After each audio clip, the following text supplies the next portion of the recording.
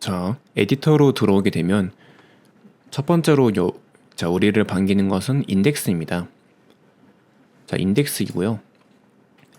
자, 여기 보시면 페이지 타이틀을 적을 수 있는 란이 있어요.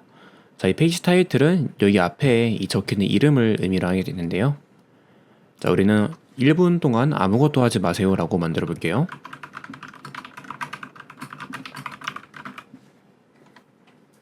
자, 그리고 이거를 우리가 만들고 있는 서비스 같은 경우를 우리가 잘 만들고 있는지, 우리가 의도한 대로 잘 되고 있는지 확인하는 과정이 필요하겠죠. 자, 그럴 때 우리가 이 프리뷰라는 걸 눌러서 우리가 실제 서비스의 버전 테스트 버전, 그러니까 테스트 버전을 확인할 수가 있는데요. 자, 간단하게 예를 들어서 안녕하세요, 에어빌드입니다. 이렇게 텍스트 간단하게 남겨보고, 자, 프리뷰로 통해서 들어가 볼게요. 자, 그러면 우리가 만들고 있는 서비스를 바로 이렇게 이 링크를 통해서 접속을 하면 볼 수가 있습니다. 자, 안녕하세요, 에어빌드입니다. 자, 이렇게 보이시죠? 수정을 좀 했습니다. 이렇게 적어볼게요. 자, 이렇게 수정을 좀 하게 되면은 여기 자, we just updated this page. 자, 이 페이지 업데이트 했다, 리프레시 해라 라는 이런 알림창이 나오게 되고요. 무조건 새로 이 서비스를 이용하고 싶은 사람들은 이거를 클릭하여 새로 고침을 해야 됩니다. 자, 그러면 새로 고침을 하게 되면은 우리의 그 변화 내용이 여기에 보이게 되죠. 자, 여기서 밑에 이게 뭐냐고 말씀드릴 수가 있는데, 자, 노멀, 슬로우, 스텝 바이 스텝 이렇게 적혀 있습니다. 자, 그래서 우리가 지금은 텍스트 하나만 있고 어떤 복잡한 게 하나도 없어요. 근데 우리가 예를 들어서 어떤 복잡한 걸 하다 보면은 우리가 예상한 대로 어떤 우리 앱이 이상하게 작동할 때가 있거든요. 자, 그럴 때 이 디버거라는 거를 켜서, 자, 슬로우는 천천히 이제 우리가 설계한 로직이 어떻게 돌아가는지 밑에 보여주게 되고요. 스텝 바이 스텝은 우리가 하나씩 실행시켜 나가면서 어디서 문제가 발생했는지 알 수가 있어요. 자, 그래서 디버거는 이제 그런 용도인데요. 자, 우리는 지금 디버거는 필요하지 않기 때문에 잠깐 꺼줄 겁니다. 그리고 잠깐 또 꺼주는 이유는 이게 디버거가 생겼기 때문에 약간 그 화면이 약간 높아지거든요. 그래서 우리가 어떻게 보이는지 실제 모니터나 스마트폰에서 그럴 때는 여기 물음표부터 true까지를 지워주시면 됩니다. 자, 그러면은 밑에 부분이 사라졌죠. 그렇죠? 그래서 우리는 이제 앞으로 여기서 약간 수정을 하고 다시 우리가 잘하고 있는지 이 탭을 클릭해서 새로 고침을 해서 우리가 잘하고 있는지 확인해 볼 겁니다. 자, 다시 돌아와서, 자, 지금 우리 왼쪽에 보시면은 페이지가 인덱스라고 나와 있어요. 자, 인덱스는 가장 홈페이지라고 생각을 하시면 됩니다. 그럼 홈페이지가 무슨 말이냐 이렇게 여쭤볼 수가 있는데, 자, 이해를 돕기 위해서 새로운 페이지를 추가를 해볼게요. 자, 새로운 페이지 추가는 여기 Add a New 페이지를 클릭을 해서 페이지를 추가를 할 수가 있는데요. 자, 우리는 테스트라는 페이지를 만들어 볼 거고, 자, 클론 프롬은 이제 우리가 이미 어떤 페이지를 잘 만들어 놨다면 그거에서부터 시작할 수 있게 뭐 그런 기능이라고 생각을 하시면 되는데요. 자, 우리는 없으니까 아무것도 클릭 안 하고 크리에이트 눌러주겠습니다.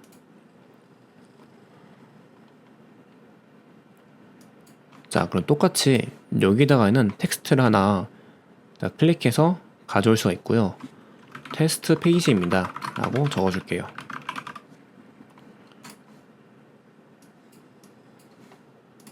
자, 그리고 자, 우리의 서비스를 새로 고침해서 봐볼 건데요.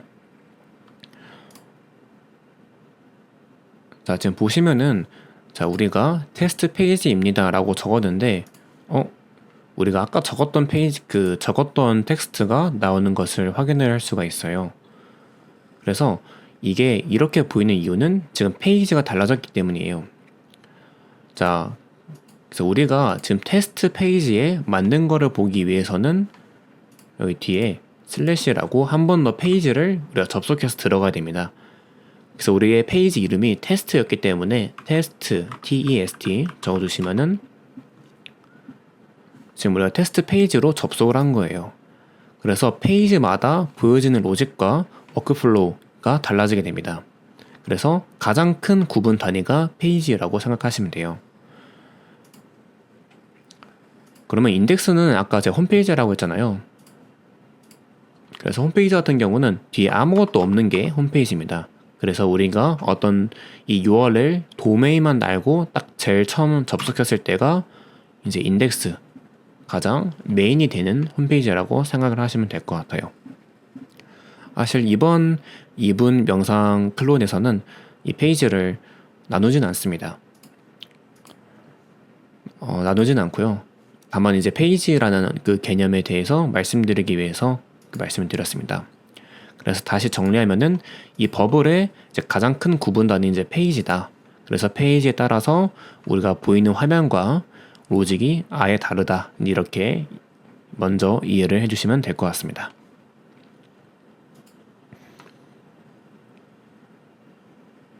자, 그러면은 테스트 페이지를 지워줄게요.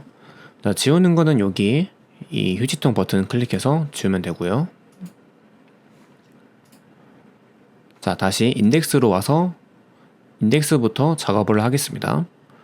자, 우리가 만들고 싶은 서비스는 지금 이 아름다운 노을 바다 사진을 가지고 있죠.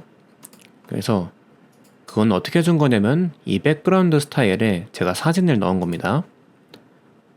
자, 사진을 넣은 거고요. 자, 그래서 바로 백그라운드 스타일에 자, 똑같이 이미지로 바꿔주시고, 자, 제가 올려주신 제가 업로드한 이미지로 같이 넣어볼게요. 자, 그래서 파일 탐색기에서 이미지를 클릭을 해서 가져오면 되고요. 이제 아직 아무것도 우리가 안 했기 때문에 약간 지금 잘리는 거를 볼 수가 있습니다.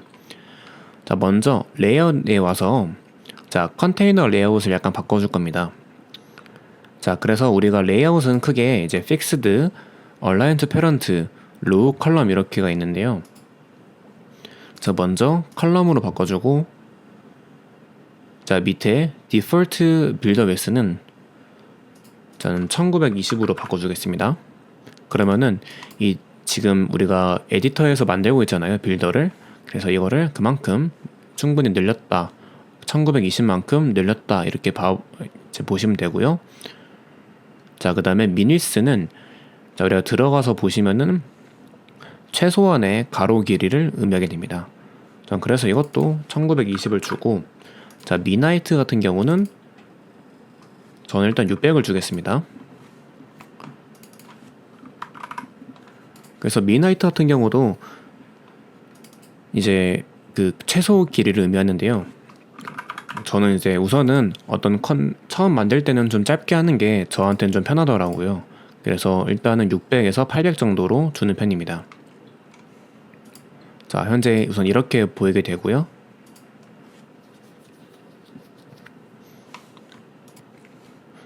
자, 지금 사진이 이제 아마 딱 진짜 사이즈가 딱 이 정도일 거예요. 자, 그래서 자, 우리는 원하는 것은 화면을 아예 덮기를 원합니다. 자, 그래서 어떻게 해줄 거냐면은 센터 더 이미지 클릭해 주시고, 그 다음에 make image as wide as parent element. 자, parent element만큼 이미지를 크게 만들어 주세요. 이렇게 클릭을 해보겠습니다.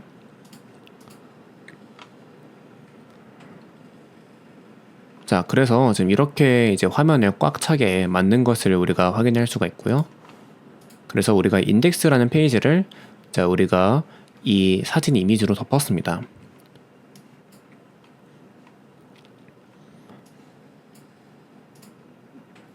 자, 그 다음에 아까 방금 로우, 칼럼, 픽스드, 얼라이언트 페런트에 대해서 이름만 언급하고 넘어갔는데, 자, 칼럼에 대해서 아주 간략하게만 설명을 드리겠습니다. 자, 여기 글씨가 하나 있죠. 텍스트.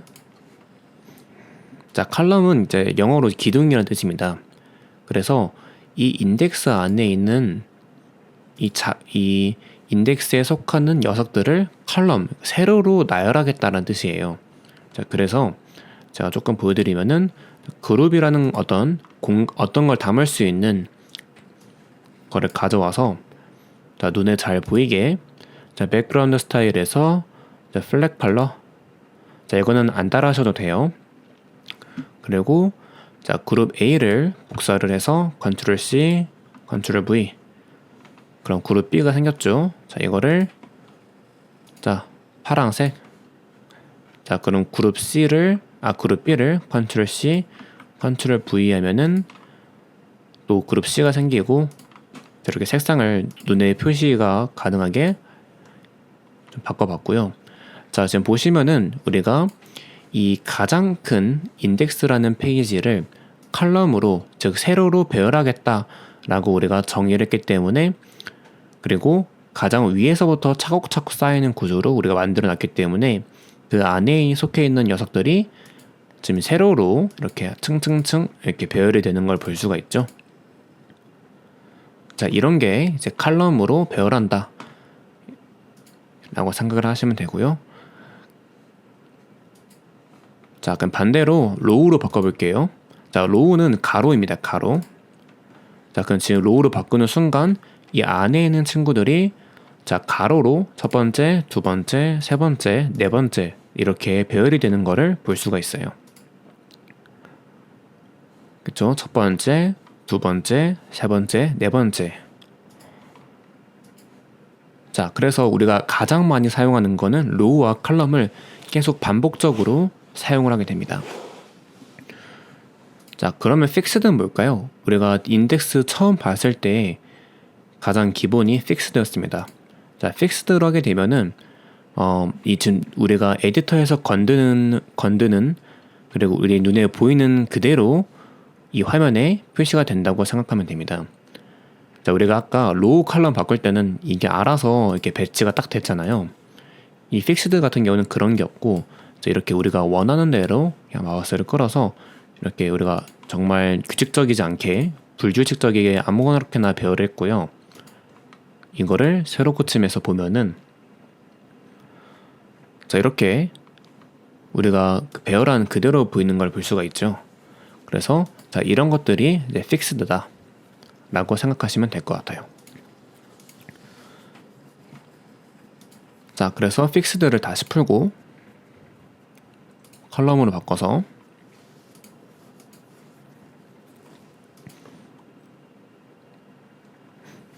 그 다음에 우리가 하나 남은 게 Align to Parent입니다. 자, 이거를 클릭하게 되면은 잠시만요. 자, 이거는 다른 것들을 지우고, 자, 파란색 하나만 자, 파란색을 우리가 눈에 잘 보이는 색깔로 바꾸고, 자, 이거 지우고 이 그룹 B의 위치에 대해서 주목을 해서 봐보세요. 자, 그 인덱스를 클릭해서 자, 우리가 Align to Parent로 바꿔볼 겁니다. 자, 아직은 변화가 없죠. 자, 인덱스라는 페이지는 지금 큰 변화가 없는데, 이 안에 있는 인덱스 안에 있는 그룹 B를 클릭해서 보면은 자, 여기 레이아웃 탭에 밑에 뭔가 안 보던 게 생겼습니다. 그래서 Align to Parent는 이렇게 페런트, 그러니까 자신이 속해 있는 그런 상위 레이어를 9개로 나눠서 배치를 한다. 우리가 9개로 나눠서 배치를 할 수 있다. 이렇게 생각하시면 됩니다. 그래서 여기 위 가운데, 자, 오른쪽 끝 꼭지점 쪽에 배열하기, 가운데 배열하기, 자, 왼쪽 중앙에 배열하기, 왼쪽 아래 꼭지점에 배열하기. 자, 이렇게 우리가 원하는 대로 설정을 하는 게 Align to Parent입니다. 그래서 이거는 이제 모바일 앱 메뉴 이제 하단바 내비게이션 만들 때나 가끔 이제 플로팅 그룹에서 가끔 쓰이곤 합니다. 그래서 가장 많이 쓰이는 레이아웃은 로우와 컬럼이고요. 대부분 그것을 이제 우리가 반복적으로 로우와 칼럼을 사용하게 되면서 우리가 원하는 그런 디자인을 하게 됩니다.